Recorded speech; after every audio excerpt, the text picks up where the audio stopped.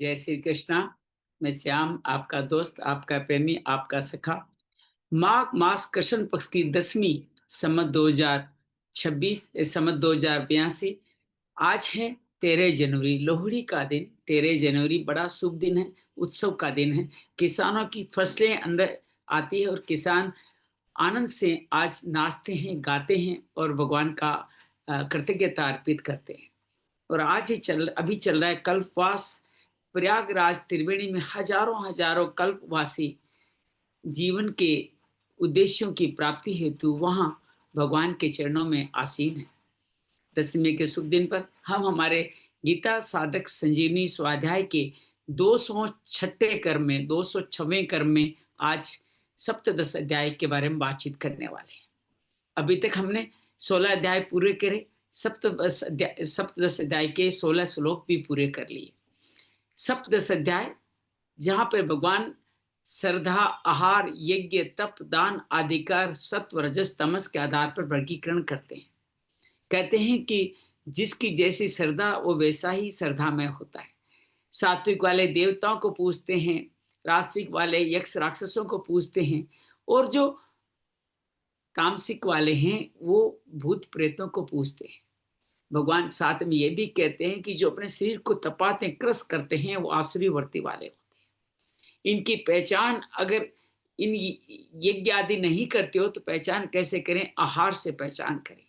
जो आहार करने से पहले सोचता है, विचारता है, फिर रस्या स्निग्धा आहार करता है, वो सात्विक है। जो खाने से पहले सोचता नहीं, बाद में दुख शोक रोग पाता है, वो राजसिक आहार की रुचि वाला राजसिक व्यक्ति है। जो सोचता ही नहीं, पहले और बाद में परिणाम के बारे में सोचता नहीं है, वो बासी, झूठा, दुर्गंधित, अखाद्य भोजन खाता है, वो तामसी वर्ती का है। जो कर्तव्य समझ के कर्म करता है बिना फल की इच्छा से, वो विधि पूर्वक करने वाला सात्विक यज्ञ कर्ता कहलाता है, सात्विक यज्ञ है। जो फल की इच्छा से दिखावटी बनावटी भाव से किया जाता है, भले ही विधि पूर्वक किया जाए, वो राजसिक यज्ञ कहलाता है। जो दूसरों को नुकसान पहुंचाने के लिए बिना मंत्र, बिना अन्नदान, बिना दक्षिणा, बिना विधि के किया जाता है, वो तामसिक यज्ञ कहलाता है। कल अपने तप के बारे में देखा। तप, शरीर का तप, वाणी का तप और मानसिक तप, तीनों तप के बारे में देखा। तीनों तप मिलके ही सात्विक तप बनेगा। आज भगवान बताने वाले शरीर में शुचिता का, ब्रह्मचर्य का, अहिंसा का आचरण करना, स्वाध्याय अभ्यास करना, ये सब शारीरिक तप है। प्रिय बोले, अच्छा बोले, ये वाणी का तप है। और मन का तप है, मौन रहना, मनन करना, ये वाणी मन का तप है। किसी का बुरा नहीं चाहना, वाणी मन का तप है। आइए आज किस कथा कर्म को आरंभ करें।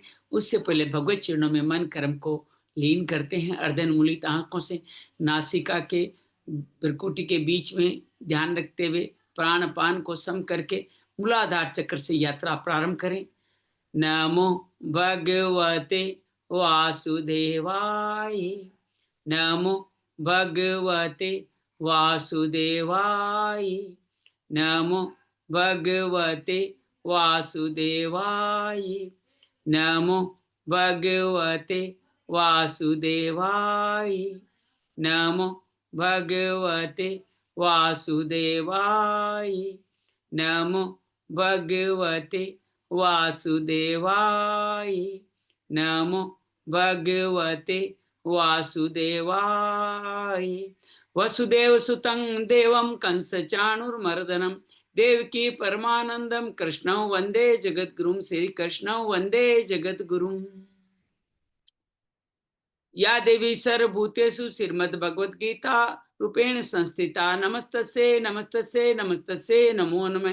या देवी सर्वभूतेषु साधक संजीवनी रूपेण संस्थिता नमस्तस्यै नमस्तस्यै नमस्तस्यै नमो नमः। गुरुर्ब्रह्मा गुरुर्विष्णु गुरुर्देवो महेश्वरा, गुरु साक्षात् परम ब्रह्म तस्मै श्री गुरुवे नमः। गजाननं भूतगणाधिसेवितं कपितजम्बूफलचारुभक्षणं उमासुतं शोकविनाशकारकं नमामि विघ्नेश्वराय पादपङ्कजं, नमामि विघ्नेश्वराय पादपङ्कजं। गुरुर् त्वमेव माता च पिता त्वमेव, त्वमेव बन्धु च सखा त्वमेव, तुम्हें विद्या द्रविणम तुम्हें सर्वम मम देव देव है, तुम्हें सर्वम मम देव देव है। शांति शांति शांति। आइए कथा क्रम को प्रारंभ करें।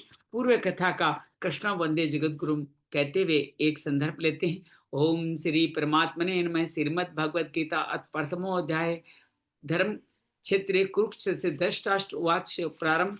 अर्जुन विषाद योग। अर्जुन कौटुंबिक मोह के कारण युद्ध न करने का निश्चय लेता है और भगवान को बार बार भाव कहता है, अधर्मा विविता कृष्ण प्रदुष्यंती कुल स्त्री है, स्त्री सुदुष्टासु वासने जायते वर्ण संकर। अर्थात मैं अधर्म को प्राप्त होऊंगा, मेरी कुल की स्त्रियां प्रदूषित होगी और वो वर्ण इस दुष्ट लोगों के संपर्क में जाकर वर्ण संकर उत्पन्न करेंगी, इसलिए मैं युद्ध नहीं करूंगा। द्वितीय अध्याय में अर्जुन भगवान का शिष्य बन के प्रार्थना करता है, कार्पण्य दोषोपैत स्वभाव पृच्छामि द्वाम धर्म सम्मूढ़ चेता इच्छ्रेषा निश्चितम ब्रूहि तन्मे शिष्यस्ते एम साधि माम त्वाम पर्पणम शिष्यस्ते एम साधि माम त्वाम पर्पणम। मैं शिष्य आपकी बन के आपकी शरण में आया हूँ, मैं कायरता के दोष से युक्त हूँ, कृपया मुझे उचित मार्ग बताएं। भगवान कृपा करते हैं, दो मार्ग बताते हैं। शरीर का वेग से ध्यान करना है सांख्य योग। ज्ञान योग कहते हैं सुख दुख समय करता, सुख दुख को सम करके तुम ततो युद्धावि, जिस युद्ध में लग जाओ तुम पाप को प्राप्त नहीं होंगे। अर्जुन का संशय समाधान करते हैं और फिर कहते हैं कि तुम कर्मण्यवाधिकार वाले निष्काम कर्म योग को भी अपना सकते हो। समत्वम योग उचित देगा, योग में कर्मों में कुशलता देगा, अनामयम फल को प्रदान करेगा, मोह कलिलम से मुक्ति दिलाएगा, श्रुति भी प्रतिपन्ना से मुक्त करके तुम्हें स्थिर बुद्धि वाला बना देगा। अर्जुन पूछता है स्थिर बुद्धि वाला क्या होता है? तो भगवान कहते हैं नास्ति बुद्धि युक्त से ना चा युक्त भावना चाहे शांत शांत से कुतस्कम। कहते जिसमें भगवान में बुद्धि नहीं, भावना नहीं, उसको शांति का और अशांत व्यक्तियों का सुखी मिलेगा। ये सुखी कहाँ है? स्थित प्रज्ञा में। तीसरे अध्याय में भगवान अर्जुन पूछता है सांख्य योग कर्म योग में कौन श्रेष्ठ है? भगवान कहते हैं दोनों में कर्म करना पड़ेगा। यज्ञ कर्म पुण्य कर्म करो जो मुक्ति दिलाने वाला है। इसी के लिए ब्रह्मा द्वारा तुम्हारा सृष्टि हुई है और इसी कारण से तुम यज्ञ करोगे तो अन्न जल को पवित्र करके अमृत बना दोगे। भगवान कहते हैं ऐसे लोग सेवा कार्य करने वाले जैसा आचरण करते हैं वैसा ही प्रमाण देते हैं। जनक आदि यही करते थे और मैं भी यही करता हूँ। भगवान कहते हैं जिनकी बुद्धि में भेद नहीं होता, अज्ञानियों को कर्म को संग लेकर के वो उनका गुण कर्म विभाग के आधार पर मंद बुद्धि वालों का विचलित नहीं करते, उनका मार्गदर्शन करते हैं। अध्यात्म चेतसा के अपने 7 पदों का मत बताते हैं और कहते हैं जो इंद्रियों के अर्थ में ही व्यतीत करते हैं, राग द्वेष के अंदर व्यवस्थित है, वो मेरे पंथ पे नहीं चल पाते। स्वधर्म में निधर्म से, अपने स्वधर्म में मरना भी कल्याणकारी है, पर धर्म में जीना भी अकल्याणकारी है। अर्जुन कहता है ऐसा क्यों?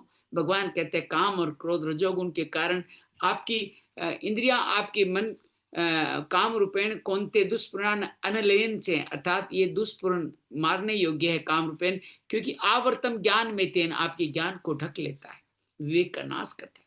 चतुर्ध्याय में भगवान निष्काम कर्म का इतिहास सूर्य सृष्टि की प्रारंभ है सूर्य से बताते हैं और कहते हैं मेरे जन्म कर्म दिव्य है, मैं जब जब धर्म की हानि तो अधर्म का नाश होता है मैं जन्म लेता हूँ। मेरे जन्म कर्म दिव्य जो जान लेता है वो मेरे आश्रित होकर के वो मेरे धाम को जाता है। बाकी सब देवताओं से फल की प्राप्ति के लिए बार बार जन्म मरण के सिलसिले में फंसते रहते हैं। चातुर्वर्ण्य मयाम सिस्टम मेरे द्वारा रचे गए, लेकिन मैं इसमें करता नहीं, मैं उदासीन रहता हूँ। जो मुमुक्षु सब ये जानते हैं कि कर्म क्या है, अकर्म क्या है, विक्रम क्या है, जो ये जानता है वो कर्म निराश्रित चित्तात्मा शरीर आदि के लिए कार्य करता हुआ हमेशा संतुष्ट रहता है। ज्ञान में स्थित होता है, तप यज्ञ, योग यज्ञ, ब्रह्म यज्ञ आदि यज्ञ संपन्न करता है और ज्ञान यज्ञ के लिए तत्वदर्शी शरण में जाकर के अपने समस्त क्लेशों को काट करके श्रद्धावान लभते ज्ञानम, श्रद्धा से ज्ञान संतेन्द्र ज्ञान को आश्रित करके लब्धम पराम शांति, शांति को प्राप्त होता है।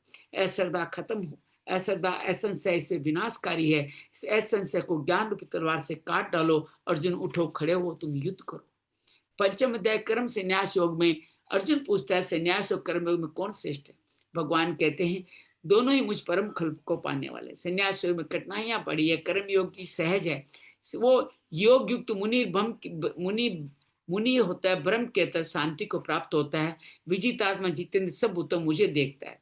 हालांकि ज्ञान योगी भी शरीर विवेक से यही पद हासिल करता है, लेकिन कर्म योगी कर्म फलों में लिप्त नहीं रहते हुए, नो द्वारा देह में रहते हुए वो मेरे प्राण हो जाता है और वो अपुनरावृत्ति को प्राप्त होता है, वो समदर्शी बनता है, उसको प्रिय प्रिय कुछ नहीं होता, वो सबकी सेवा करके अत्यंत सुख पाता है और दुख बाकी सब दुख योनियों में ही बसते रहते हैं। अंतरात्मा ते सुखी ये व्यक्ति ज्योतिर्मान होता है, सर्वभूति ते रहता लगावा अपने संस्कारों को काट करके मेरे में युक्त हो जाता है, मेरा ध्यान करता है, भोक्तारम यज्ञ तपसा स्वर्लोक महेश्वरम, मेरे को इस सब लोगों को भोक्ता मानते हुए मेरा सुहृद बन जाता है और शांति को प्राप्त होता है। षष्ठम अध्याय आत्मसंयम योग में भगवान कहते हैं जो कर्म फल पे अनाश्रित है, अर्थात कर्म फल पे आश्रित नहीं है, उनको कोई कार्य करना आवश्यक नहीं है। खाली कर्मों का त्याग से सन्यासी नहीं होता, सर्व संकल्प का त्याग करने वाला सन्यासी योग रूढ़स्थ कहलाता है। वह आत्मा का उद्धार करता है, बाकी सब आत्मा के शत्रु तरह कार्य करते हैं। आत्मा का उद्धार कर जितात्मन होता है, प्रशांतमा सुख दुख हानि लाभ ज्ञान विज्ञान से तृप्त निर्विकार विजेतेंद्रिय लोहा सोना पापी और साधु में विषमदर्शी होता है। पवित्र प्रदेश में बैठ करके यम नियम का पालन करते, नासिका के द्वारों पर ध्यान रखते हुए, भ्रकुटी के मध्य में मेरा चिंतन करते हुए, वो युक्ताहार विहार चेष्टा करते हुए चित्त को निरुद्ध करके सेवा में है, उसकी उपमा दीपक की लो से देते हैं, अत्यधिक सुख पाता है, दुखों के संयोग का वियोग हो जाता है, सभी संकल्पों का अंत कर धीरे धीरे धारणा वाली बुद्धि में लगा मेरे अलावा उसका चिंतन नहीं करता, वो अत्यंतिक सुख पाता है और वो सब भूतों मुझे देखता है, मैं उसके लेके भी अदृश्य नहीं होता, मेरी उस भाव से सेवा करता है। अर्जुन कहता है मैं ऐसा नहीं कर पा रहा हूँ। भगवान कहता है व्यास वैराग्य दो रास्ते जिसे तुम ऐसा कर पाओगे। अर्जुन कहता है कि मैं भ्रमित हो गया तो क्या होगा। भगवान कहते हैं पुण्य करताम लोकान, पुण्य लोकों में जाओगे, सूची नाम श्रीमंता के रास्ते से तुम मुक्ति को पाओगे। अगर रास्ता पूरा नहीं तो योगियों के कुल में जन्म लेकर के अनेक जन्मों की यात्रा पूरी कर लोगे। सकाम तपस्वी सकाम ज्ञानी सकाम कर्मी से योगी श्रेष्ठ है, तुम मेरा भक्त बन गए सर्वश्रेष्ठ योगी बन जाओ। सप्तम अध्याय ज्ञान विज्ञान कहते हैं जो मेरे पे आ सकते हैं, मेरे शरणागत है, उनके लिए मैं ज्ञान सिद्ध विज्ञान कहूंगा जिसके बाद कोई संशय नहीं रहेगा। भगवान कहते हैं हजारों लोगों में से कोई एक सिद्ध इसको जानता है, बाकी मेरे अष्टदा प्रकृति के मोह में फंसे रहते हैं। वो ये भूल जाते हैं अष्टदा प्रकृति के सार में मैं हूँ। क्यों भूल जाते हैं?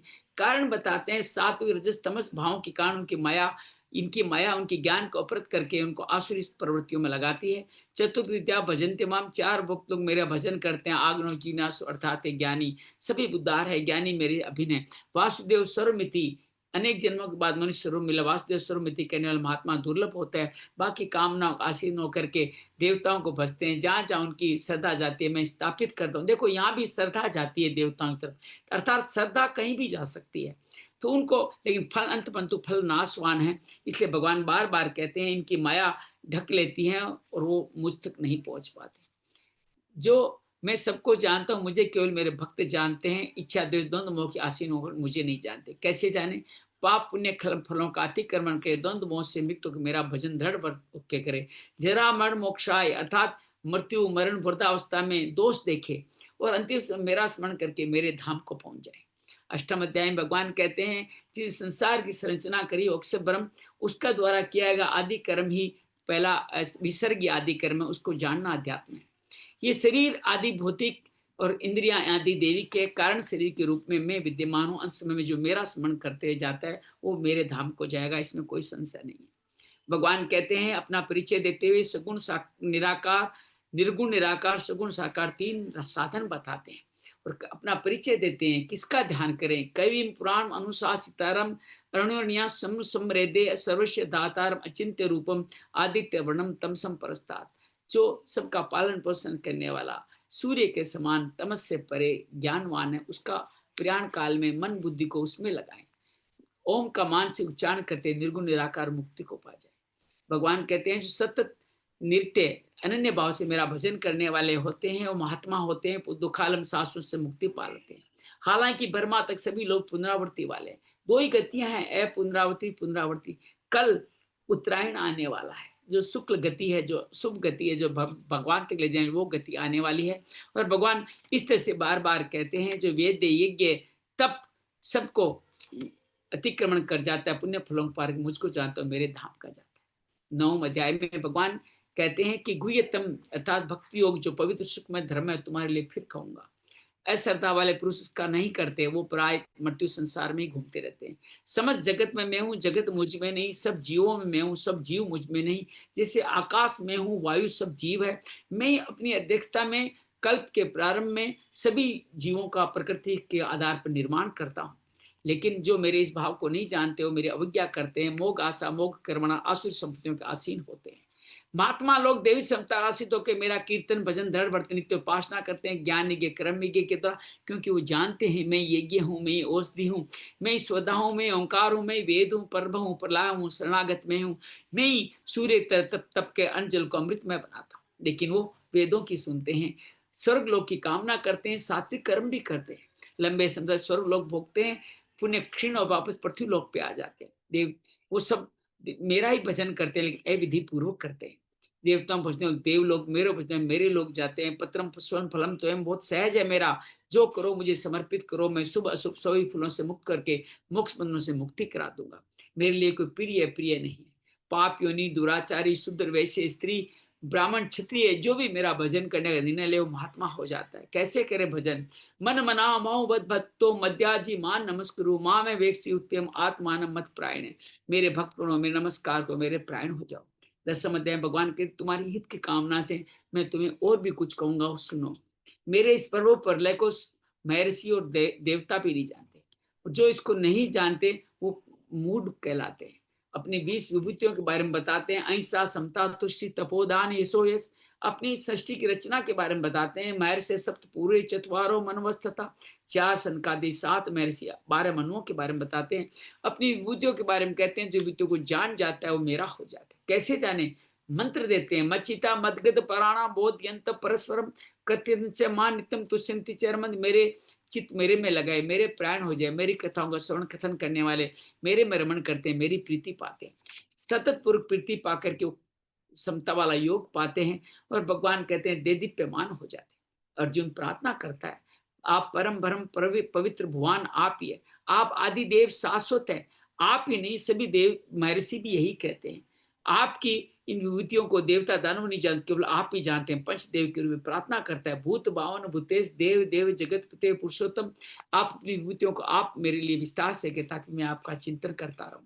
भगवान कहते हैं मेरी विभूतियां अनंत है, मैं इसे प्रधानता से कहूंगा। सर्वभूता ऐसे स्थित, मैं सब भूतों के अंदर स्थित हूँ। मैं आदि मध्य अंत के रूप में मैं हूँ। समस्त संसार की विशिष्ट वस्तुएं, चाहे विष्णु हो या राम हो या कुबेर हो या नारद हो या शुक्राचार्य हो या व्यास हो, सब कुछ मैं ही मैं हूँ। माताओं की 7 धृतियां, 7 धारणाएं, 7 समृद्धियां भी मैं हूँ। मैं गायत्री में हूँ, मार्क्सिस में हूँ, ओंकार में हूँ और मैं कुष्माकर भी में हूँ। सब भूतों में जो विशिष्ट वस्तुएं सब मेरे एक अंश से स्थित है, इससे ज्यादा मैं क्या कहूँ। एकादश अध्याय में भगवान अर्जुन कहता है, मेरे पर अनुग्रह करके जो आपने कहा है मेरा मोह नष्ट हो गया, लेकिन मैं आपकी विभूतियों को अगर देखा जाना संभव तो देखना चाहता हूँ। अर्जुन भगवान प्रसन्न होकर पश्य में पार्थ रूपाणी, देखो तू मेरे अनेक रूपों को देखो, मेरे अंदर अश्विनी रुद्र और आदित्य सब 33 करोड़ देवताओं को देखो, लेकिन चरण चक्षु से नहीं देख पा रहे हो। मैं दिव्य चक्षु प्रदान करता हूँ। संजय जो दिव्य चक्षु प्राप्त है वो भी देखता है, कहता है महायोगेश्वर ने अर्जुन को विराट रूप दिखा दिया, बहुवक्त नेत्र वाला, हजारों सूर्य के प्रकाश वाला। और इस तरह देख अर्जुन रोमांचित होकर 70 श्लोकों में स्तुति करता है कि मैंने आपके ब्रह्मांड मिश्रम कमलासनम ऋषि सर्वानुगास दिव्या, ब्रह्मा विष्णु में सभी जगत को मैंने आप में देखा। अनेक बहुद्र वक्त नेत्र, आपका नान्तम मध्य पुनस्तवादिम, आदि मध्य अंत कहीं नहीं दिखाई देता। चतुर्भुजधारी हो आप, शासन धर्म गोप्ता, विश्व के परम निधान हो, अनंत बाहु शशि सूर्य नेत्रों वाले हो, आकाश सब दिशाओं में आप फैले हो। सब लोग त्रिलोक आपसे व्यथित हो रहा है, देवता आप में भयभीत होकर आप में प्रवेश करें, महर्षि आपकी स्तुति कर रहे हैं। आप बहुक्त नेत्रम वाले हो, आप देव अनेक वर्ण वाले हो, दृष्टा करालानी, मैं भी व्यथित हो रहा हूँ। प्रसिद्ध देवे जगन्निवास, प्रसन्न हो जाइए। मेरे पांडव सेना के रथी धृतराष्ट्र के पुत्र द्रोणाचार्य भीष्म आपके मुख में उसी तरह प्रवेश करें जैसे अग्नि समुद्र की तरफ जाती है, जैसे पतंगा अग्नि की तरफ जाता है, नदियां समुद्र तरफ, पतंगा अग्नि तरफ जाता है, आप उनका घर्षण कर रहे हैं। अर्जुन अपनी प्रार्थना संपूर्ण इस भाव में करता है, आख्यामी में को भगवान उग्र रूपो नमोस्तुते देवर प्रसिद्ध विज्ञा तुम इच्छाते बोन तम आद्यम नहीं पर जाना तम प्रवृत्ति में जान नहीं पा रहा हूँ आप क्या करने को प्रवृत्ति में आपको नमस्कार करता हूँ, आप इतने उग्र रूप में क्यों हैं। भगवान कहते हैं श्री भगवान वाच्य कालोस लोक क्षयकत प्रवृद्धो, मैं काल हूँ सबका नाश करने के लिए हूँ, ये तुम केवल इसके भागीदार निमित्त मात्र बन करके ये सभी साचिन तुम इन राज्य का निष्कंटक बहुत भुगतो। संजय कहता है करता है, जो अर्जुन फिर स्तुति करता है कि आपके नाम गुण लीला से सभी के काम बन रहे हैं और राक्षस लोग दसों दिशाओं भागते जा रहे हैं। आबादी देव पुरुष प्राण वायु अग्नि अरुण यह आपको आगे पीछे सब ओर से नमस्कार करता हूँ कि अनंत वीर्य अमित विक्रम भी आप ही हो। मैंने आपकी महिमा को नहीं जाना, हे सखा हे एक मित्र कहते हुए आपका अपमान किया, जबकि आप पिता लोक हैं, सबके गुरु गरियान हैं। मैं आपकी क्षमा याचना करता हूँ, मुझे क्षमा करें और मैं व्यथित हूँ, मुझे आप चतुर्भुज रूप दिखा के शांति प्रदान करें। अर्जुन कहते हैं तुम भगवान कहते तुम व्यथित न हो, ये मेरा विश्व रूप हर कोई नहीं देख सकता, लेकिन लोग तुम चतुर्भुज रूप भी देखो, द्विभुज रूप दिखा के सौम्य अवस्था प्रदान करते हैं। और भगवान कहते हैं मेरा ये चतुर्भुज रूप भी देवता देख लालायत देते हैं, अनन्य भक्ति से ही देखा जाना संभव। अनन्य भक्ति का तरीका बताते हैं, मत कर्म कन मत परमो मत भक्त संग वर्जित है निर्वेर सर्वभूतेषु ये से मामेति पांडव, निर्वेर संग दोष से वर्जित होकर के मेरे लिए कर्म करो, मेरे भक्त बन जाओ। द्वादश अध्याय में अर्जुन फिर पूछता है एवं सतत युक्त है, जो सतत आप में लगे हुए हैं और जो चाप अक्सर अव्यक्त की साधना करते हैं उनमें श्रेष्ठ कौन है। भगवान कहते हैं जो मेरा भजन करते हैं वही श्रेष्ठ है, क्योंकि दया अभिमान के कारण निर्गुण के लिए क्लेश बहुत है, मेरा अचिंतन का चिंतन सहजता से कर नहीं पाते। जो सब कर्म मेरे तत्पर करता है मृत्यु संसार सागर से मुक्ति दिलाता हूँ। समर्पण योग अभ्यास योग मेरे लिए कर्म करना और कर्म फल का त्याग, चार मार्ग बताते हैं, सार स्वरूप बताते हैं। कर्म अभ्यास योग से ध्यान, ज्ञान श्रेष्ठ है, ज्ञान से ध्यान, ध्यान से कर्म फल का त्याग तुरंत शांति प्रदान देने वाला है। अपने भक्तों के 39 लक्षणों की गाथा गाते हैं, इस्मानो उद्विजते लोको लोकानो उद्विजते चाहिए हर्षा मर्ष भयो उद्विगेर मुक्तो, ये सच्चा मेरी ये उद्विग्न शब्द अभी इस 17वें अध्याय में भी आया है। और यहाँ कहते हैं जो दूसरों को उद्विग्न नहीं करते, खुद नहीं होते और किसी कारण से किसी पदार्थ से भी उद्विग्नता नहीं उत्पन्न करते, जो हर्ष और शोक से ईर्ष्या से परे हैं, वो मुक्त मेरे भक्त है, वो मुझे प्रिय है। लेकिन जो रास्ते पे चल रहे हैं अतीव प्रिय, वो मुझे ज्यादा प्रिय, ये श्लोक मुझे बड़ा प्रिय है। श्रद्धाना मत भक्ता से अतीव में प्रिय, मैं घमंड महसूस करता हूँ, मैं भगवान को अति प्रिय हूँ।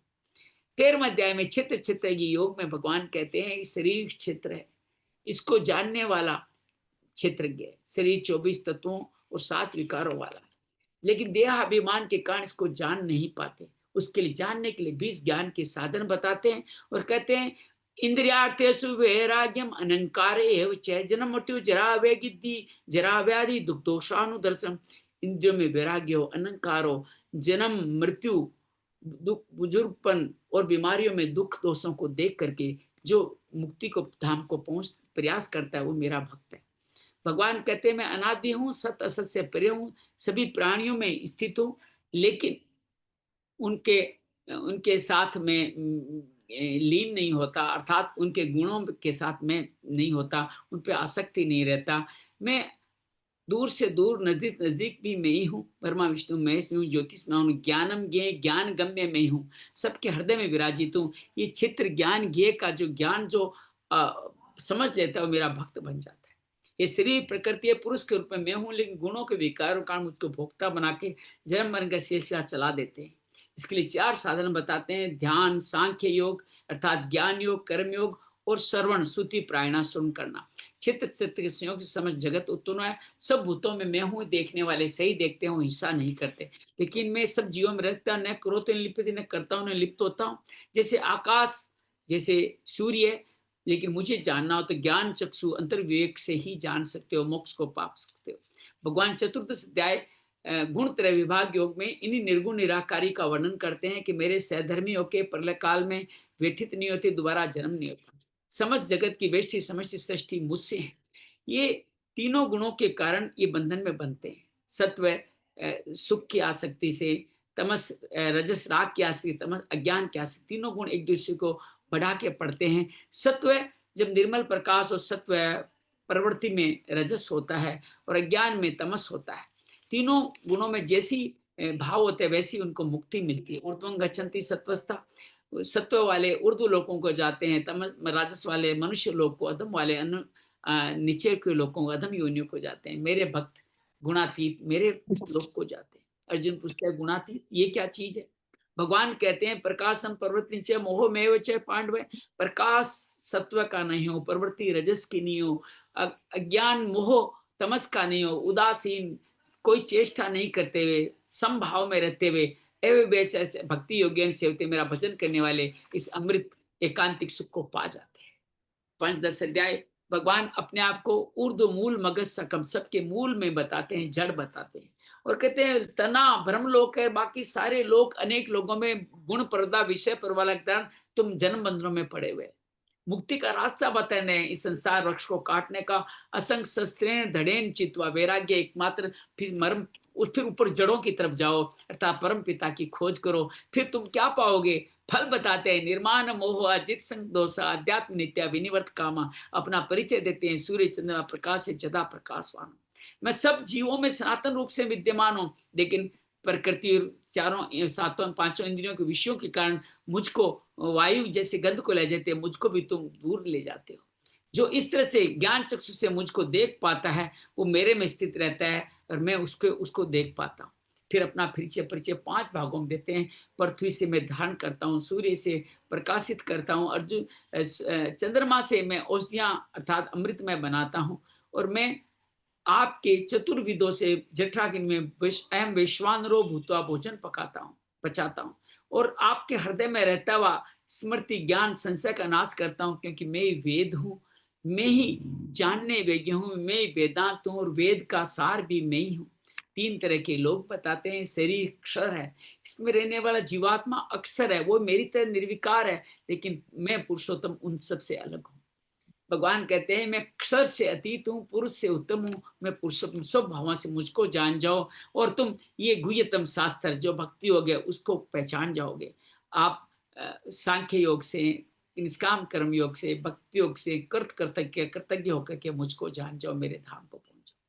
16 अध्याय में देवासुर संपत्ति में भगवान बताते हैं अहिंसा सत्यम अक्रोध त्याग शांति अपेशनम तेज क्षमा धरती सोचम, ये 26 तुम्हारे देवी संपदा मैंने तुम में रखी है, लेकिन तुम इनके ऊपर दम्भ दर्पो विनाश क्रोध परावश्य में अज्ञानम का तुम आवरण चढ़ा देते हो, और ये मुक्ति के रास्ते से हट जाते हो, कि ये आसुर संपदा बांधन करने वाली है।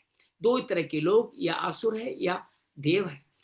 आसुर लोग का परिचय बताते हैं, प्रवृत्ति निवृत्ति नहीं जानते, सोच नहीं जानते, आचरण नहीं जानते, सत्य पे नहीं रहते, असत्य को प्रतिष्ठ करते हैं, ईश्वर नहीं है, और सब भूतों के परस्पर संयोग संसार उत्पन्न हुआ है, और ये नष्ट होने वाला है, अल्प बुद्धि वाले हैं, उग्र कर्म करते हैं, जगत का अहित करते हैं, काम के आश्रित तो दुष्पूर्ण गलत कार्य कर दम्भ मान मद में आदित रहते हुए असुचि व्रत करते हैं, चिंता परि में हमेशा चिंता में पर्यंत तक चिंता में आश्रित रहते हैं, काम का उपभोग ही परम सुख है, ऐसा निश्चित बताते हैं। आशा पास सतेर बदाक, हजारों आशाओं की फांसियों में फंसे हुए, काम क्रोध पर काम क्रोध अन्याय, अन्याय से अर्थ का संचन करते हैं। इध मदमयाल, ये पा लिया, इतना और पालेंगे, और इस तरह से और लगातार बढ़ता चला गया। ये शत्रु मैंने मार दिया, इनको भी मार डालेंगे, मैं ईश्वर बन जाऊंगा, भोगी सिद्ध हूँ, बलवान हूँ, सुखी हूँ। और कहते हैं कि वो नाम मात्र को यज्ञ भी करते हैं, चित्त में भ्रांति आती है, मोह जाल से आसक्त होते हैं, और नरकों में गिरते चले जाते हैं। वो अकड़ वाले माद धन मान मदानी वाले नाम मात्र के अविधि पूर्वक दम से यज्ञ भी करते हैं, अहंकार बल दर्प काम क्रोध के आश्रित होकर के वो मुझको भी क्रस करते हैं, और मैं उनको नराधमान नीच योनियों में गिराता हूँ, फिर आसुरी योनियां मिलती है, और स्त्रियों ने बार बार जन्म लेते हैं, और फिर जो मेरा पाते हैं वो मेरे लोग को कभी नहीं पाते। नरक के 3 द्वार उनके लिए हमेशा खुले रहते हैं, काम क्रोध और लोभ, और भगवान कहते हैं इन पे जो निर्भर नहीं होते वही मेरे धाम को पहुंचते हैं। यही शास्त्र विधि है, इनके साथ चलने वाले कभी सुख परम गति नहीं पाते। ये शास्त्र का प्रमाण, गीता एक शास्त्र है जो कार्य कैसे करना ये बताता है, कैसे कर्म करना ये बताता है, ये गीता बताएगा। आइए 7 अध्याय का वाचन करते हैं, और हमारे बीच में अंजलि अभी हमें अनम्यूट दिख रही है। पहले 2 जने दिख रहे हैं। अंजलि पहले 14 श्लोक आप पढ़ लीजिए, अगले से 10 श्लोक सरला पढ़ ले। प्रारंभ करें शब्द से गाय निवेदन। हरि ओम। ओम श्री परमात्मने नमः। श्रीमद्भगवद्गीता अथ सप्तदशोऽध्यायः।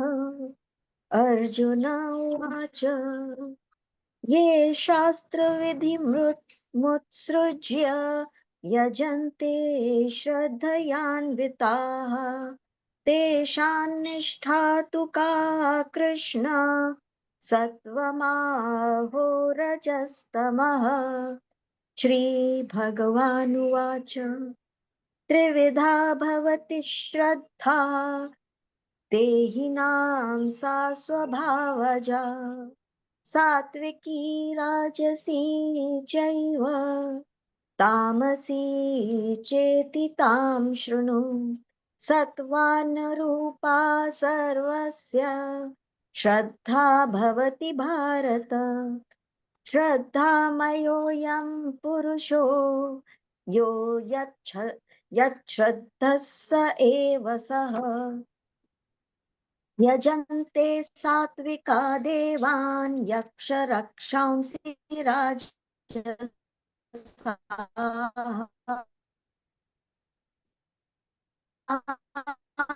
राजसाश्चान्ते विद्धिः घोरं तप्यन्ते ये तपो जनाः दम्भाहंकारसंयुक्ताः कामरागबलान्विताः कर्षयन्तः शरीरस्थं भूतग्रामचेतसः मायिचैवान्तः शरीरस्थं तान् विद्यासुरनिश्चयान्। आहारस्त्वपि सर्वस्य त्रिविधो भवति प्रियः यज्ञस्तपस्तथा दानं तेषां भेदमिमं शृणु। आयुः सत्त्वबलारोग्य सुखप्रीतिविवर्धनाः रस्या स्निग्धा स्थिरा हृद्या आहारा सात्विकप्रियाः कट्वं मलवणात्युष्ण तीक्ष्णरुक्षविदाहिनः आहारा राजसस्येष्टा दुःखशोकामयप्रदाः यातयामङ्गतरसं पूतिपर्युषितं च यत् उच्छिष्टमपि यो चामेद्यं भोजनं तामसप्रियम् अफलाकाङ्क्षिभिर्यज्ञो विधिदृष्टो य युज्यते यष्टव्यमेवेति मनः समाधाय स सात्विकः अभिसन्धाय तु फलं दम्भार्थमपि चैव यत् युज्यते भरतश्रेष्ठ यं यज्ञं विद्धि राजसं विधिहीनमसृष्टानं मन्त्रहीनमदक्षिणम् श्रद्धाविरहितं यज्ञं तामसं परिचक्षते देवद्विजगुरुप्राज्ञ पूजनं शौचमार्जवम् ब्रह्मचर्यमहिंसा च शरीरं तप उच्यते। जय श्री आप पढ़े कृष्ण। 15वें श्लोक से। अनुद्वेगकरं वाक्यं सत्यं प्रियहितै च यत् स्वाध्यायाभ्यसनै चैव वाङ्मयं तप उच्यते मनः प्रसादः सौम्यत्वं मौनमात्मं विनिग्रहः भावसंशुद्धिरित्येतत् तपो मानसमुच्यते श्रद्धया पर्यातप्तं तपस्तद्विविधं नरैः अपलाकाङ्क्षिभिर्युक्तैः सात्विकं परिचक्षते सत्कारमानपूजार्थं तपोदम्भेन चैव यत् क्रियते तदिह प्रोक्तं राजसैचलमध्रुवं मूढग्राहिणात्मनो यत् पीडया क्रियते तपः परस्योत्सादनार्थं वा तत्तां समुदारुतं दातव्यमिति यद्दानं दीयते नोपकारिणे देशे काले च पात्रे च तद्दानं स्मृतं यत्तु प्रत्युपकारार्थं फलमुद्दिश्य वा पुनः दीयते च परिक्लिष्टं तद्दानं राजसमस्कृतम् अदेशकाले यद्दानम् अपात्रे भयश्च दीयते असत्कृतमेव ज्ञातं तद्धाम समुदारुतम् ॐ तत्सदिति निर्देशो ब्रह्मणस्त्रिविधः स्मृतं ब्राह्मणास्तेन वेदाश्च यज्ञाश्च विहिता पुराः तस्मादो मृत्युदारुत्य यज्ञदानतः क्रियाः प्रवर्तन्ते विधानोक्ता सततं ब्रह्मवादिनां तदित्यनभिसन्धाय फलयज्ञतपक्रिया दानक्रियाश्च विविधा क्रियते मोक्षकाङ्क्षिभिः सद्भावे साधुभावे च सदित्ते तत् प्रयुज्यते प्रशस्ते कर्मणि तथा सच्छब्दः पाठयुज्यते यज्ञे तपसि दाने च स्थितिः सदिति चोच्यते कर्म चैव तदर्थीयं सदित्येवाभिधीयते अश्रद्धया हुतं दत्तं तपस्तप्तं कृतैचयत् असदित्युच्यते पाठ न च तत्प्रेतनो इह ॐ तत्सदिति श्रीमद्भगवद्गीतासु उपनिषत्सु ब्रह्मविद्यायां योगशास्त्रे श्रीकृष्णार्जुन संवादे श्रद्धात्रयविभागयोगो नाम सप्तदशोऽध्याय ॐ श्रीकृष्णार्पणमस्तु हरे नमः। बहुत सुंदर, बहुत सुंदर। आइए सप्तदश अध्याय में प्रवेश करते हैं। सप्तदश अध्याय गीता के सार का एक बहुत बड़ा भाग सप्तदश अध्याय में है। भगवान अर्जुन पूछता है, कलयुग में अश्रद्धा बिना शास्त्रिक विधि से करने वालों का क्या होगा। भगवान कहते हैं हर व्यक्ति श्रद्धामय है, जिसकी जैसी श्रद्धा होगी वो वैसा ही कार्य करेगा। उदाहरण के रूप में भगवान कहते हैं 3 तरह की श्रद्धा होगी, सात्विक, राजसिक, तामसिक। और भगवान कहते हैं हर पुरुष श्रद्धामय है और वो जैसी श्रद्धा होगी वैसे ही उसकी स्थिति होगी। और उसका उदाहरण बताते हैं, सात्विक वाले देवताओं को भजेंगे और जो राजसिक वाले वो यक्ष राक्षसों को का भजन करेंगे और जो तमस वाले हैं भूत प्रेतों का भजन करेंगे। और भगवान कहते हैं इस तरह से जो शास्त्र से रहित होकर के जो घोर तप करते हैं, अर्जुन के इस भाव का उत्तर देते हैं शास्त्र विधि से रहित वालों का, वो घोर तप भी करेंगे, दम्भ अहंकार से अच्छी तरह युक्त होकर के, जो भोग पदार्थ आश्रित हट से युक्त शरीर में मुझको और पंच तत्वों को कृष्ण करने वाले हैं, उनको तुम आसुरी संपत्ति वाले ही जान लो। और ये बात तप के मार्ग में आगे और बताएंगे। भगवान फिर बताते हैं इनकी पहचान भोजन से भी की जा सकती है। जो सत्व वाले हैं पहले फल देखते हैं फिर भोजन करते हैं, अर्थात वो आयु सत्व बला आरोग्य प्रदान करने वाले जो 3 प्रकार का भोजन है वो बताते हैं। यज्ञ दान तप अंत्य क्रिया भी 3 प्रकार की होते हैं। तो सात्विक लोग रसायनिकता हृदय आहार करते हैं और पहले उसका फल समझते हैं। राजसिक वाले पहले भोजन करते हैं, दुख शोक रोग पाते हैं। तामसिक वाले ऐसा कुछ नहीं करते, वो अखाद्य पदार्थ झूठे बासी पदार्थ खा करके अपने आप को नीच कर्मों में लीन कर देते हैं। वो उनको तामसी जानना चाहिए। और भगवान उसके बाद यज्ञ के दान और तप के भेदों का वर्णन कर रहे हैं। पहले यज्ञ का वर्णन करते हैं। यज्ञ करना कर्तव्य है, इस तरह से स्वयं को संतुष्ट करके बिना फल की इच्छा के शास्त्र विधि से यज्ञ करना ही सात्विक यज्ञ कहा जाता है। और भगवान कहते हैं कि फल की इच्छा को लेकर दंभ दिखावटीपन के लिए जो यज्ञ किया जाता है विधि पूर्वक है, लेकिन वो यज्ञ राजसिक कहलाता है। वो फल देता है, संसारिक सुख देता है, मुक्ति नहीं देता। तामसिक यज्ञ कौन है? जो विधि से हीन है, अन्न दान से रहित है, बिना मंत्र के, बिना दक्षिणा के उस यज्ञ को तामस दो, कुछ भी प्रदान नहीं करता, बल्कि विपरीत फल भी प्रदान कर देता है।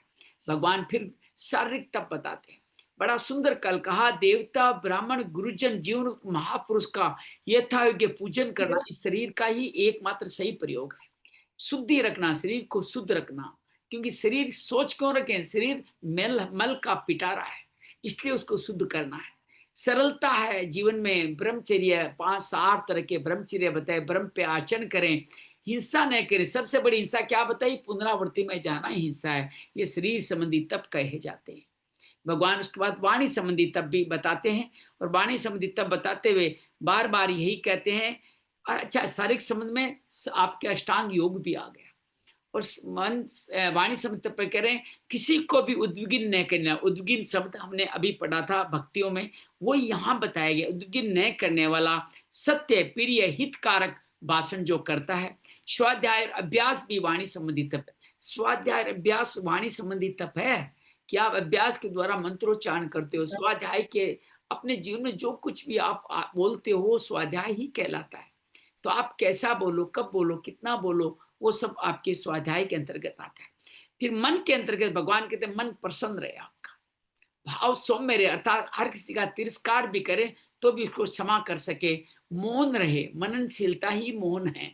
मन का निग्रह करें, अर्थात मन को अंतर्मुखी करें, मन को अमन कर लें, भाव आपके शुद्ध हो जाए। भाव ही ज्यादा महत्वपूर्ण है। ये मन संबंधी तप कहे जाते हैं।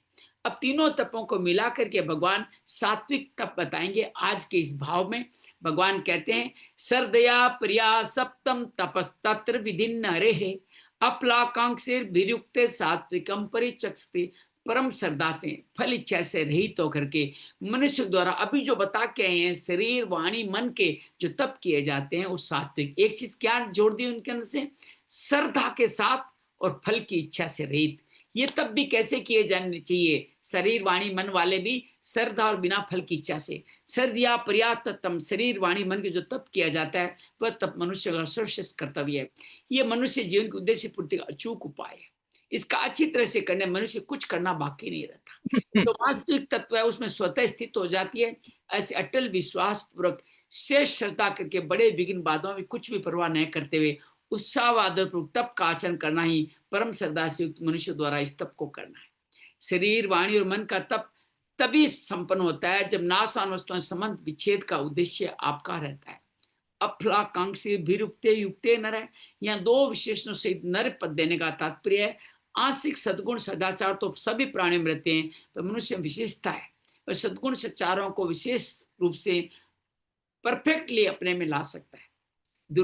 दुर्गुण दुराचार कामना मूर्ता को मिटा सकता है। निष्काम भाव मनुष्यों में ही हो सकता है। सात्विक तप में तो नर शब्द दिया गया है, परंतु राजसिक तप में मनुष्यवाचक शब्द दिया ही नहीं है। तात्पर्य है कि अपना कल्याण करने के उद्देश्य से अमूल्य शरीर को पाकर भी जो कामना दंभ मूढ़ता दोषों को, ये कहाँ के दोष हैं? रजस के दोष है। वे मनुष्य कहलाने के लायक ही नहीं है। फल की इच्छा न रखकर निष्काम भाव से तप का अनुष्ठान करने वाले मनुष्य के लिए उपयुक्त पद आए हैं। तपस तत्र विधिम, यहाँ केवल सात्विक तप में त्रिविध पद दिया गया है। राजस तमस त्रिविध पद नहीं देके यत पद देकर के ही काम चला दिया है। इसका आशय है कि शारीरिक वाचिक और मानसिक तीनों तप होने से सात्विक में ही सांगोपांग रूप से आता है, राजस में तमस में तो आंशिक रूप से आता है। इसमें भी रजस में कुछ अधिक लक्षण आएंगे। रस मनुष्य शास्त्र विधिक तरफ ख्याल थोड़ा बहुत रखता है वो, परंतु तामस में उन तपों के बहुत कम लक्षण आएंगे क्योंकि वो दूसरों को मूढ़ता कष्ट देना आदि दोष उसमें रहते ही है। दूसरी बात 13वें अध्याय में 7वें से 11वें श्लोक तो जो ज्ञान के योग्य 20 साधनों का वर्णन किया था, उनमें भी शारीरिक तप के 3 लक्षण कौन से थे? सोच, आर्जवम, अहिंसा, ये 3 उसमें आए थे, याद कीजिए। सोचम, अहिंसा, आर्जवम। और उसके बाद मानसिक तत्व के 2 लक्षण क्या आए थे? मौन और आत्म विनिग्रह, ये उसमें भी आए थे। ऐसे ही 16वें अध्याय के पहले से तीसरे श्लोक के जो देवी संपदा के 26 लक्षण बताए थे, उनमें भी शारीरिक के 3 लक्षण कौन से? सोच, अहिंसा, आर्जव, और वाचिक तत्व के 2 लक्षण सत्य और स्वाध्याय भी आए। अतः ज्ञान के जिन साधनों से तत्व बोध हो जाए, देवी समता के जिन गुणों से मुक्ति मिल जाए, वे लक्षण या गुण राजस तमस हो ही नहीं सकते। श्री राजस और तमस तप में शारीरिक, वाचिक, मानसिक तीनों प्रकार का तप पूर्ण रूप से नहीं लिया जाता। यहाँ तो यत तत् पदों से आंशिक जितना जितना भी कर सके उतना ही लिया जाता है। तीसरी बात, भगवत गीता आदि से अंत अध्ययन कर यह असर पड़ता है उद्देश्य केवल जीव का कल्याण करने का। अर्जुन का जो प्रश्न है कल्याण का है। दूसरे अध्याय के 7वें 5वें अध्याय के पहले श्लोक में भगवान ने जितने भी साधन बताए हैं, सब जीवों का निश्चित कल्याण करने वाले के लक्ष्य से बताए। इसलिए गीता में कहीं सात्विक, राजस, तमस भेद किया गया है। वहां जो सात्विक विभाग है वो ही लेने योग्य है, वही मुक्ति देने वाला है। क्योंकि भगवान ने कहा देवी संपत्ति मोक्षाय है। यहाँ जो राजस तमस विभाग त्याग ने आगे है, क्योंकि वो बांधने वाला है। निबंधाय आसुरी मता भगवान ने बार बार कहा है। इसी आशय से भगवान ने सात्विक तक में शारीरिक, वाचिक, मानसिक तीनों तत्वों का लक्ष्य कर त्रिविधम पद देते हैं। सात्विकम परिचक्षते, परम श्रद्धा से फल को नहीं चाहने वाले मनुष्य द्वारा जो तप किया जाता है वो सात्विक तप कहलाता है। अब सुनते हैं राजसिक तप। सत्कारमान पूजार्थम तपोदम्भेन चैव ह्यत क्रियते तदिह्य प्रोक्तम राजसम चलम अध्रुवम। जो तप सत्कार, मान, पूजा, सत्कार, मान और पूजा के लिए दंभ दिखाने के भाव से भी किया जाता है, वो इस श्लोक में अनिश्चित, अध्रुवम, नाशवान, अध्रुवम कहते हैं नाशवान को, अनिश्चित और नाशवान फल देने वाला कहा गया है। अर्थात फल एक तो अनिश्चित है और फल जो मिलेगा वो नाशवान है। नाशवान का तात्पर्य दोबारा जन्म मिलेगा। सत्कार, मान, पूजा तप कीर्ति, राजस मनुष्य सत्कार, मान, पूजा के लिए ही तप किया करते हैं। जैसे हम कहाँ जहाँ कहीं जाएंगे वहां में तपस्या समझ के लोग हमारी अगवानी के लिए सामने आएंगे। गांव में हमारी सवारी निकालेंगे, जगह जगह लगे हमें उत्थान देंगे, हमें बैठने आसन देंगे, हमारे नाम का जय घोष करेंगे, हमसे मीठा बोलेंगे, हमें अभिनंदन पत्र देंगे इत्यादि बाहरी क्रियाओं द्वारा हमारा सत्कार करेंगे। ये भाव आता रहा है हम सब में, मुझ में भी आता रहा है कि मेरा नाम क्यों नहीं लिया, मुझे खड़ा क्यों नहीं किया। अब पता चल रहा है कि जो कुछ किया वो निराधार था, राजसिक तप था। बाहरी क्रियाओं तो हमारा सत्कार करेंगे, लोग हृदय से हमें श्रेष्ठ मानेंगे कि बड़े संयमी, सत्यवादी, अहिंसक सज्जन है। वे सामान्य मनुष्य अपेक्षा हमारा विशेष भाव रखेंगे, हृदय के भाव से हमारा मान करेंगे। जीते जी लोग हमारा चरण धोएंगे, हमारे मस्तक पर फूल चढ़ाएंगे, हमारे गले में माला पहनाएंगे, आरती उतारेंगे, प्रणाम करेंगे, हमारे चरण रज को सिर पर चढ़ाएंगे और मरने के बाद हमारी बेंकुटी निकालेंगे। बेंकुटी कहते हैं उनको संत की तरह बैठ करके विदा करना। हमारा स्मारक बनाएंगे, लोग उस पर श्रद्धा भक्ति से पत्र, पुष्प, चंदन, वस्त्र, जल आदि चढ़ाएंगे, हमारे स्मारक की परिक्रमा करेंगे इत्यादि की हमारी पूजा करें। ये जो संत रामसुदास जिन्होंने लिखा है ना, इनकी गुरुदेव जी एक छोटी सी पत्रिका आपने पढ़ी होगी, नहीं तो इसमें है गीता सेवा में संत की वसीयत। इसमें वसीयत लिख के गए थे कि मेरे बाद कोई शिष्य नहीं, मेरी कोई सामग्री बचाना मत, मेरे साथ ही जला देना, प्रवाहित कर देना, मेरी कोई पीठ मत बनाना, मेरा कोई स्मारक नहीं बनाना, मुझे कोई किसी तरह से पूजना मत। ये संत ने जो कहा है वो अपने जीवन में किया भी है। आज भी उनका कोई शिष्य नहीं, कोई कुछ नहीं, जो ग्रंथ हैं वही बस उनकी एकमात्र निधि हमारे पास मौजूद है। दंभेवन चेवित, भीतर से तप पर श्रद्धा और भाव ने बाहर से लोगों दिखावे के लिए आसन लगा बैठ जाना, कोई आ रहा है तो फट से माला घुमाने लग जाना, देवता आदि का पूजन करने लग जाना, सीधे सरल चलना, हिंसा न करना आदि ये दंभ के माध्यम से करते हैं। तदीय प्रोक्तम राजसम चलम, तुम राजस तप का फल चल और अध्रुव कहा गया है। तात्पर्य है जो तप सत्कार, मान और पूजा के लिए किया जाता है, राजस तप का फल या नाशवान कहा गया है। जो तप केवल दिखावटीपन के लिए उसका फल यहाँ अध्रुव है, अनिश्चित, फल मिले ना मिले, दम सिद्ध हो या नहीं हो कहा गया है। यह प्रोक्तम पदों का तात्पर्य है। राजस तप का इष्ट का फल प्राय यहाँ ही होता है, अर्थात इसी मनुष्य लोक में मिलता है। सात्विक पुरुषों का तो ऊर्ध्व लोक में जाता है, तापस मनुष्यों का अधोलोक में जाता है, तामस वालों को राजस का मध्य लोक है, उनको दोबारा मनुष्य जन्म मिल जाएगा। रजस तप का फल न स्वर्ग होगा न नरक होगा, किंतु यहाँ ही महिमा होकर, प्रशंसा होकर खत्म हो जाए, यही खत्म हो जाएगा। राजस मनुष्य के द्वारा शारीरिक, वाचिक, मानसिक तप हो सकता है क्या? फलेच्छा होने से देवता आदि का पूजन तो करता है, कुछ सीधा सरलपन भी रह सकता है, ब्रह्मचर्य उसमें रहना मुश्किल है। अहिंसा भी मुश्किल है। पुस्तक आदि पढ़ सकता है, मन हरदम प्रसन्न नहीं रह सकता, सौम्य भाव तो हरदम नहीं रहता। कामना के कारण उनके मन में संकल्प विकल्प आते ही होंगे, आते होते रहेंगे। केवल सत्कार मान पूजार्थ और दंभ के लिए ही तप करता है, तो उसके भाव में संशुद्धि जो सत्व के लिए बताई, वो भाव की संशुद्धि भी नहीं होगी, अर्थात भाव शुद्ध नहीं रहेंगे। अतः राजा मनुष्य 3 प्रकार के तप को सही तरह से सांगोपांग नहीं कर सकता, ये बात कही है। अब तामस तप की बात करते हैं, वो क्या करते हैं, क्या तप करते हैं क्या, पहले बता के आगे आसुर पहले मेरे को आकर्षित करते हैं, वही तप यहाँ आएंगे। मूड ग्राहीणात्मनो हित पीड़िया कृते तप है परस्योत उत्सदनार्थम व तत्तामसम उदारतम। इस शब्द को ऐसे पढ़िएगा, तत्तामसम उदाहरतम, ऐसे पढ़िएगा। यत जो तप मूढ़ता पूर्वक हट से अपने को पीड़ा दे करके अथवा दूसरों को कष्ट देने के लिए किया जाता है, वह तामस कहा जाता है, उदारतम तामस कहा जाता है। हाँ गुरुदेव जी, मूढ़ ग्राहीण आत्मनो यत पीड़िया कृत्य तप है। तामस तप में मूढ़ता पूर्वक आगे होने से अपने आप को पीड़ा देकर तप किया जाता है। तामस में से मूढ़ता की प्रधानता रहती है, तो इसमें शरीर को मन को कष्ट हो उसी को वो तप मान लेते हैं। परस्योत उदानार्थन वा, अर्थात दूसरों को दुख देने के लिए तप करते हैं।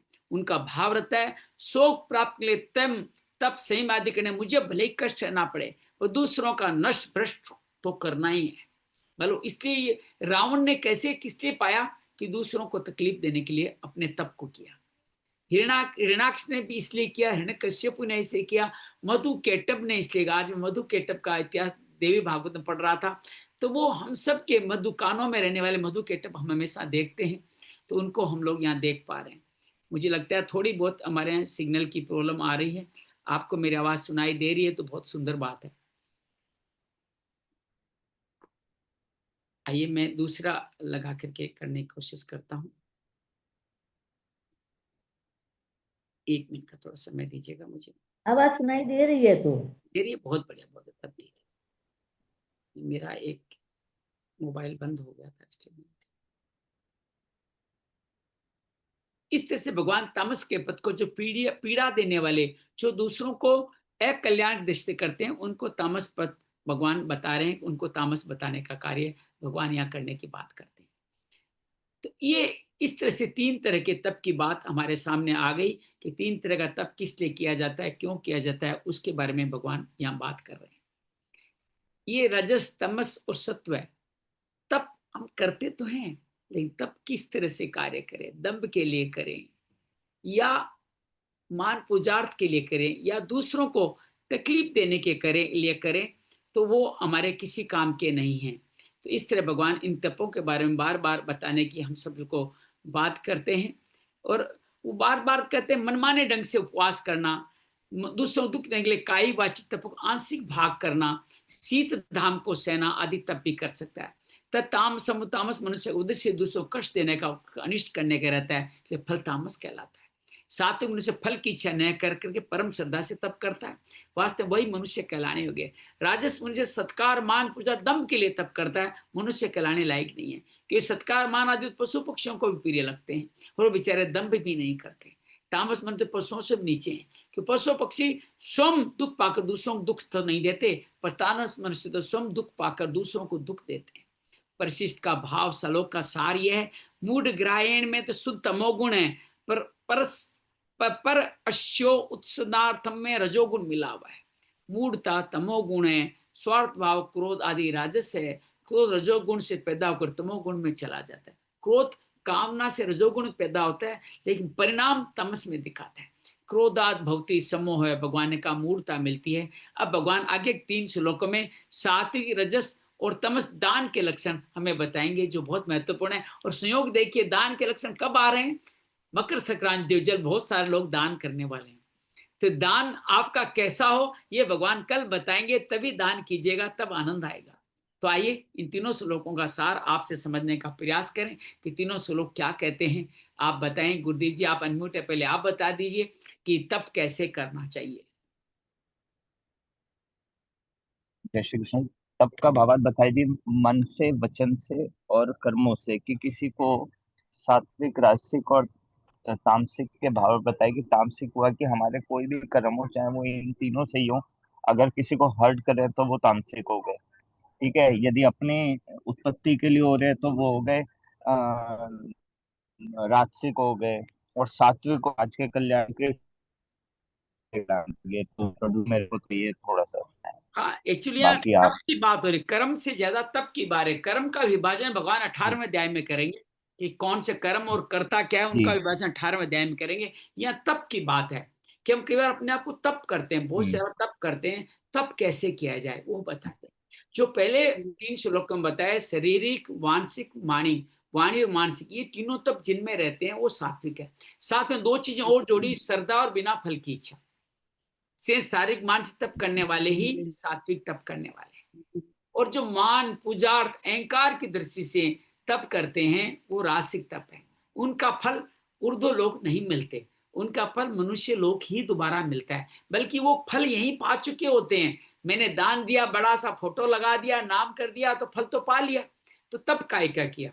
तो जो वो करते हैं तब विधि पूर्वक भी करते हैं, लेकिन उनका उद्देश्य मान प्रतिष्ठा पाना है। वो लोगों को दिखाने के लिए करते हैं। तमस वाले तो विधि पूर्वक भी नहीं करते, अपने शरीर को तपाते हैं लोगों को कष्ट देने के लिए, कि मेरे में ये सिद्धियां प्राप्त हो जाए ताकि मैं इस आदमी से बदला ले सकूं। इसलिए वो तामसिक तप किसी तरह अधम योनि के अलावा कहीं नहीं पहुंचाते। तो ये तीनों तपों का सार इसमें बताया गया है। हाँ, सर आप कुछ कहें? ये सात्विक तप तो मना श्रद्धा पूर्वक बिना दिखावे केवल परमात्मा के लिए किया जाता है, मतलब भगवान के लिए करते हैं हम लोग। इसमें मन, वाणी, शरीर और शरीर का अनुशासन होता है, जिसका उद्देश्य होता है स्वयं का कल्याण करे और दूसरों का भी हित करे। वो व्यक्ति सात्विक करता है। और राजसी करता है वह, वो राजसी तप में दंभ, घमंड और दूसरों से मतलब मान सम्मान पाने की इच्छा से किया जाता है, जिसका परिणाम अनिश्चित और क्षणिक होता है। और थोड़े समय के लिए वे सुख देते हैं, बाद में सब व्यर्थ है। और तामसी सुख अज्ञान और मतलब खुद को कष्ट पहुंचाने के लिए और दूसरों को कष्ट पहुंचाने के लिए करते हैं। यस यस यस, यही सार की बात है। हाँ, अंजलि, आप कुछ कहना चाहेंगे इस बारे में, इस तप के बारे में?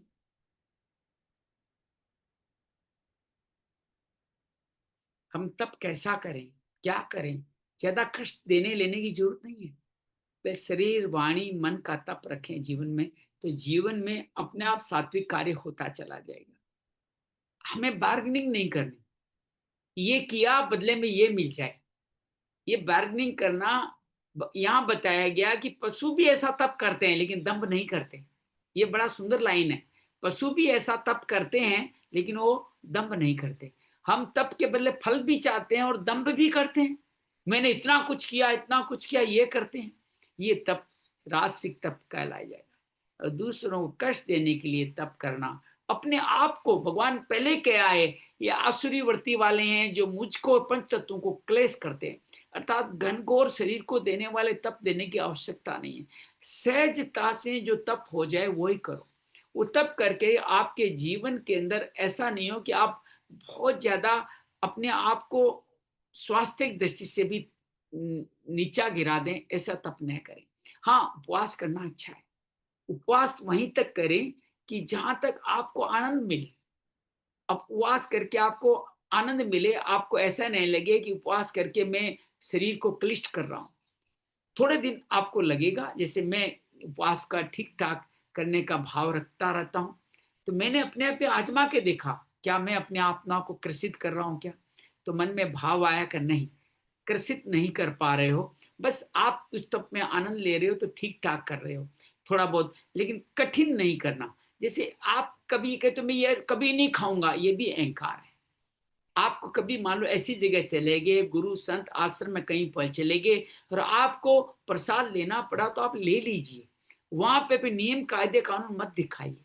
आपके परिवार में कोई उत्सव है, परिवार वालों की इच्छा है कि आप लोग, आप स्वयं मैं नहीं खाता, ऐसा नहीं कहिए। वहां पे अपनी सामर्थ्य अनुसार, जैसे हमने सात्विक आहार में चर्चा की थी, उसी तरह से आप उस भोजन को थोड़ा बहुत ग्रहण कर लें। अपनी सीमितता ध्यान रखें, उसके लिए आगे पीछे प्रयोजन कर लें। पहले सुबह बगैर कम खा के आ जाएं और भोजन को सही तरह से चुन लें, उस तरह से आप तप करें। ऐसे भी आप घर के अंदर आप तप करने बैठे हो, अपना मंत्रोच्चार करते हो, अरे मेरे कमरे में कोई मत आना, आवाज क्यों कर रहे हो, मैं तप कर रहा हूं, ये नहीं करना, ये दिखावटी दंभपन है।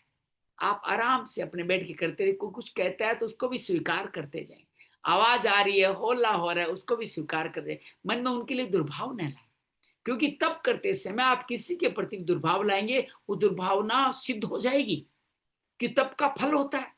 तो आप उसमें सिर्फ मंगल कामना करें, लोगों तप करने के बाद मंगल कामना करें, अपने तप का प्रसाद सब में बांटें। अगर आप उसके लिए दुर्भावना लाएंगे उस समय, इसने मेरा तप भंग कर दिया, ऐसा भाव नहीं लाएं।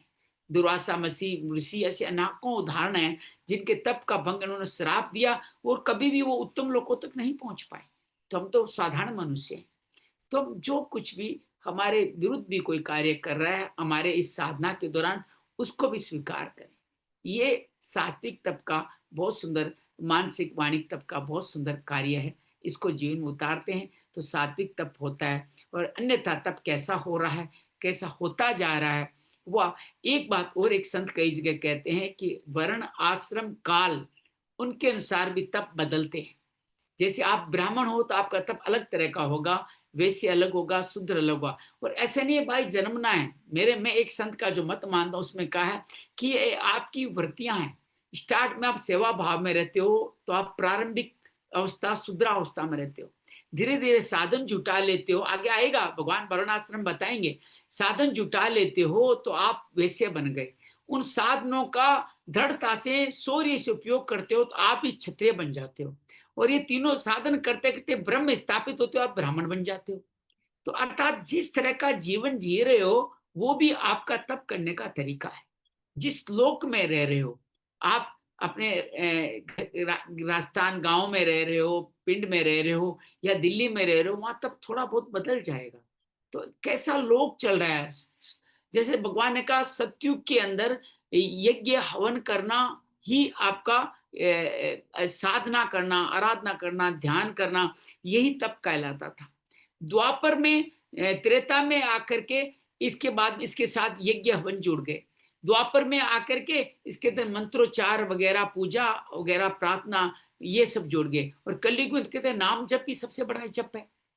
तो ये प्रकार भी आपके बदलते रहते हैं। नाम जप ही यज्ञ है, नाम जपना ही तप है। तो उस हिसाब से आज की स्थिति में जो जितना कर पा रहे हैं उस तप को भी सात्विक तप ही कहा जाएगा। ये भाव मैंने अतिरिक्त रूप से आपके सामने रखा है। आइए आंख बंद करके इन तपों को जीवन में उतारने कल मैंने एक वीडियो सुना था। एक लेडी बोल रही थी, उसके मैं 3-4 वीडियो सुने।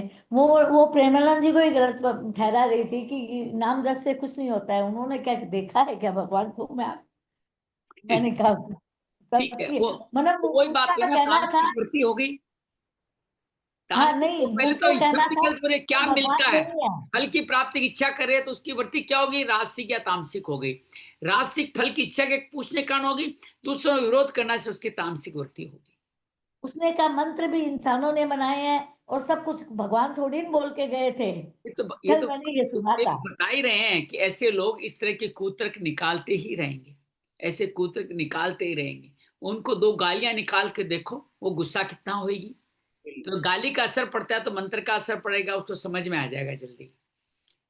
कि जो हमारे मन को तारण करता है वही मंत्र है, जो मन को शांत करता है वही मंत्र है, उसको इस भाव में लिया जा सकता है। बाकी ये कलयुग है, इस तरह के लोग आएंगे। आज संत कह रहे थे अभी तो कुछ हुआ ही नहीं है, पता नहीं ऐसे ऐसे लोग सफेद चोलों में, भगवा चोलों में ऐसे ऐसे लोग आएंगे कि लोग धर्म की परिभाषा ही भूल जाएंगे। तभी तो कलयुग अधम की तरफ जाने वाला है। ये तो कलयुग का सतयुग चल रहा है। अभी तो जितने संत महात्मा दिख रहे हैं वो आपको ज्यादा पवित्र दिखेंगे, लेकिन धीरे धीरे भ्रम फैलाने वाले, आज संत कह रहे थे भ्रम कुमार, भ्रम कुमारी, ऐसे अनेक अनेक लोग आएंगे जो कहेंगे जी, वो अपने मत को खंडित करते हैं, उनका कह रहे हैं संगम युग आ गया, अब प्रलय हो जाएगी, वो इस तरह की बातें करते रहते हैं। तो ये सब चलता रहेगा। आइए आराम से बैठते हैं, मन कर्म वचन को भगवान के श्री चरणों में लगाते हैं, चेहरे पे सुंदर सी मुस्कान स्थापित करते हैं, श्वासों पे ध्यान ले जाते हैं जो भगवान का ही एक प्राण शक्ति स्वरूप है।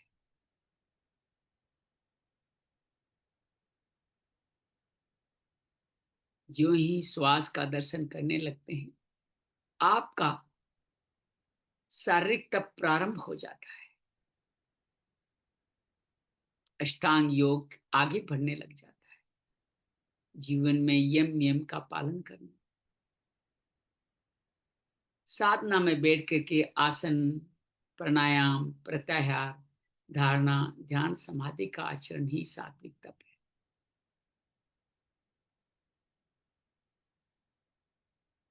अहिंसा, शांति, सरलता प्रसाद स्वरूप स्वतः ही मिल जाने वाली।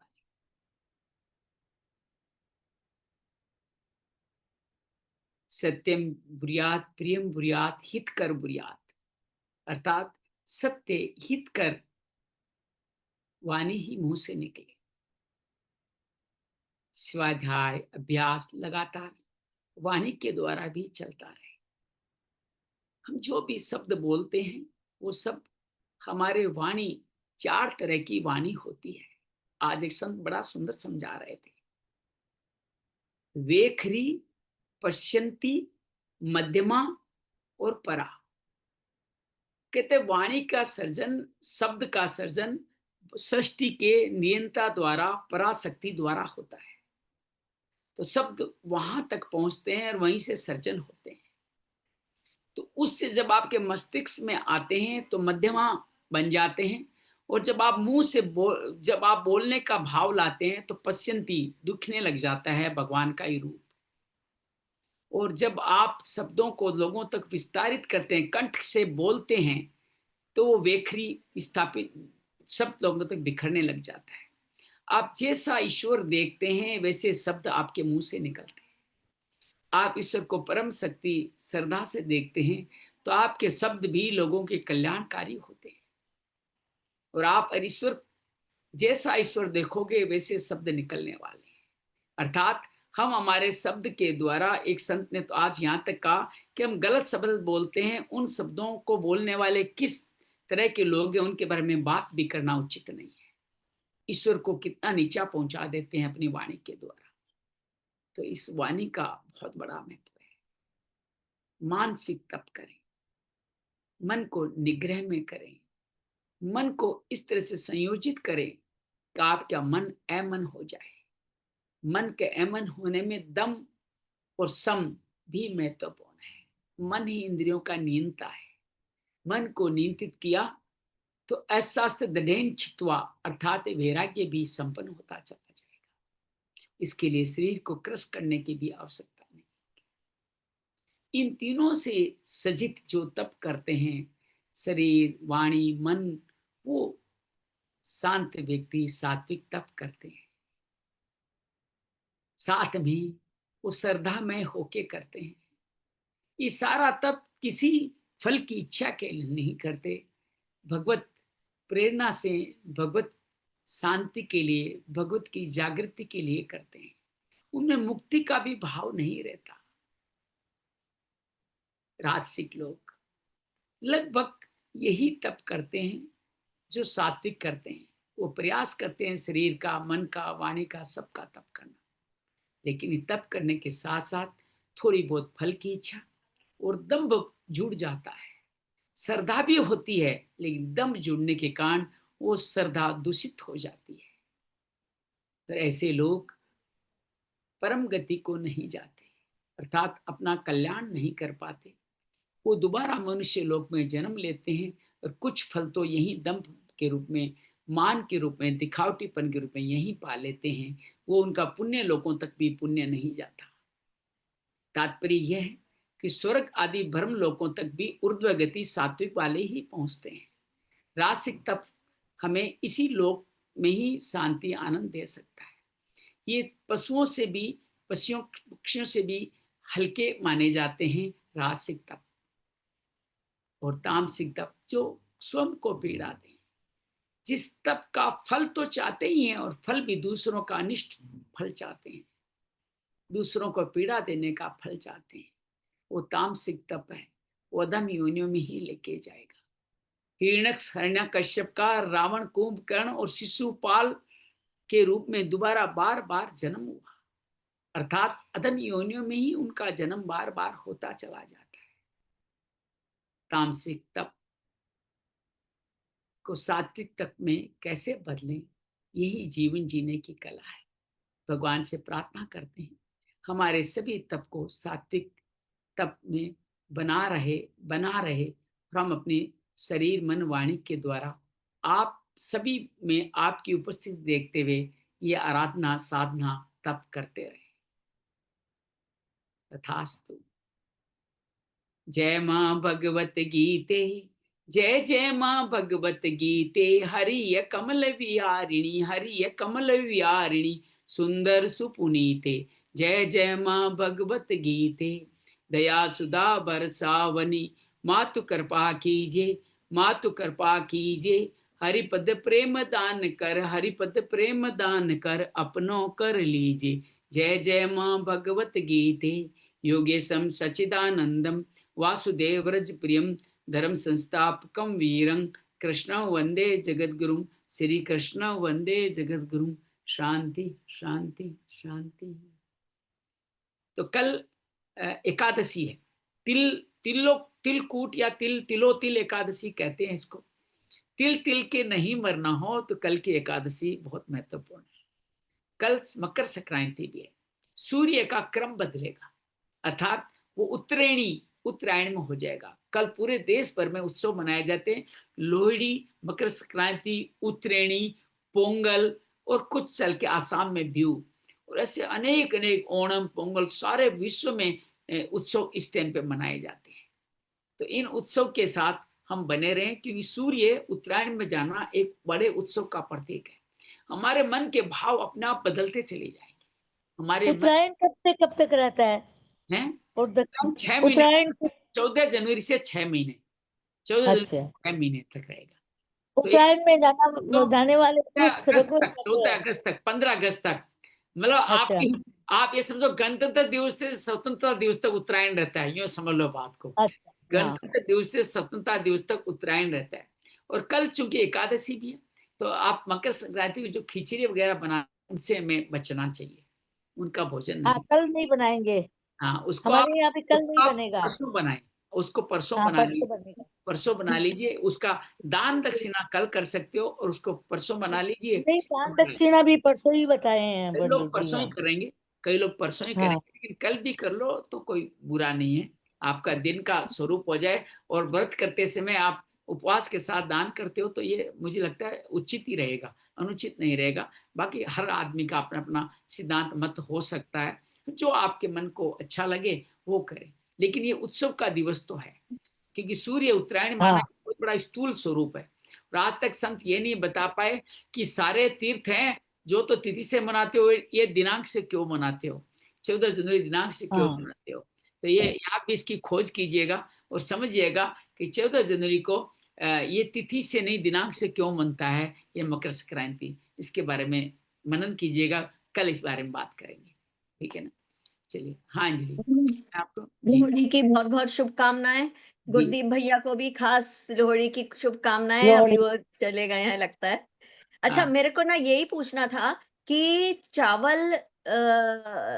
चावल ना खाते नहीं है एकादशी को, लेकिन क्योंकि मकर संक्रांति भी है और खिचड़ी दान की जाती है, तो फिर कैसे होगा? नहीं, मैंने आज यही कहा ना कि ये दोनों चीजें संभव साथ इस बार नहीं हो पा रही है। वर्षों बाद ऐसा संयोग बना है, ये संयोग कुछ हमारे कल्याण के लिए ही बना होगा। तो हम दोनों को थोड़ा थोड़ा पालन करें, अर्थात आप दान वगैरह कुछ यज्ञ तप धवन गौशाला जाना वो आप कल कर लें, और उसके बाद में ये खिचड़ी वाला प्रसाद अगले दिन बांट दें। अगले दिन करेंगे। तो 2 भागों में इसको डिवाइड कर दे, ताकि दोनों धर्म निभ जाए, तो उचित रहेगा। दोनों धर्म निभ जाए तो उचित रहेगा, ठीक है। तो उस हिसाब से गुरदीप भैया, लोहड़ी की शुभकामनाएं आपको बहुत बहुत। गुरदीप भैया सफर कर रहे हैं लग रहा है। गुरदीप भैया, हाँ जी, धन्यवाद, आपको भी शुभकामनाएं बहुत। बेटे। अच्छा, मैं एक और शुभ सूचना दूं। देखिए, 25 जनवरी को प्रयाग जा रहा हूँ, त्रिवेणी। अरे वाह, 25 अरे वाह, वेरी नाइस। पास चल रहा है ना, दोस्तों के बहुत मेले लगे हुए हैं। मैं कथाएं रोज वहां की सुन रहा हूँ, तो मन में आया एक दिन सह पत्नी को वहां जाके आए। तो 26 छुट्टी का दिन भी है, तो व्यवसाय का नुकसान नहीं कर रहे हैं, तो 25 की रात को जाएंगे और 26 को वहां से सुबह चल करके वापस दोपहर तक दिल्ली आ जाएंगे। बढ़िया। ये रहेगा कार्यक्रम, ताकि थोड़ा बहुत इस कल्पवास में त्रिवेणी स्नान का जो भाव है वो भी लें। और सबसे बड़ी बात, वहाँ गुरु महाराज विराजित हैं, तो उनसे आगे जो यज्ञ आदि होना है उस संदर्भ में उनसे दिशा निर्देश भी लेना है कि किस तरह से करें। गांव में भी एक मूल भागवत करने का मन में भाव है, पुराने मकान में उसको तोड़ने से पहले हाँ, उसके लिए मुझे भी, कल ही चाची बोल रही थी कि मार्च में हाँ, करने का है। हाँ, तो उसके लिए भी उनसे मार्च में आदेश प्रोग्राम लेना बना है रहे हैं। और उनसे संत की प्रार्थना भी करनी है, किसी संत को भेजिए, ताकि हम एक एक श्रीमद् भागवत का श्लोक वहां बैठ के सुनना चाहते हैं। मोस्ट प्रोबेबली हम उम्मीद कर रहे हैं गुरु जी इजाजत देंगे तो 7-8 मार्च से लेके 15-16 मार्च के बीच में हम लोग इसको संपूर्ण करेंगे। होली के बाद में उत्तरायण का समय होगा, भागवत का समय भी बड़ा शुद्ध रहेगा, उस टाइम पे को संपूर्ण करने का प्रयास करें।